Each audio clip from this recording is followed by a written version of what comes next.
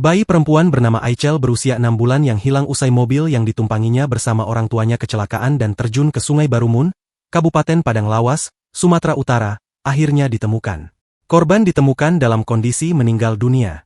Dikutip dari unggahan akun Facebook Rasti Manulang, korban ditemukan pada Kamis, 10 April 2025, sekira pukul 15 waktu Indonesia Barat. Setelah ditemukan, jasad korban langsung dievakuasi dan diserahkan kepada pihak keluarga.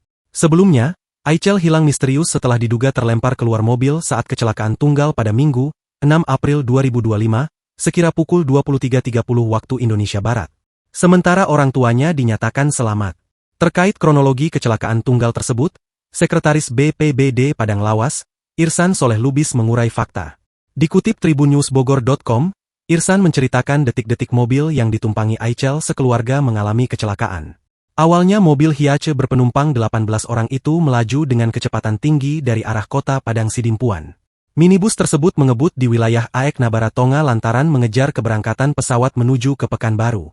Akibat kebut-kebutan, mobil itu mengalami kecelakaan tunggal yakni terjun ke sungai. Pada saat mobil kecelakaan, Irsan menyebut kondisi aliran sungai sedang deras. Karenanya, Irsan menduga bayi tersebut hanyut terbawa arus.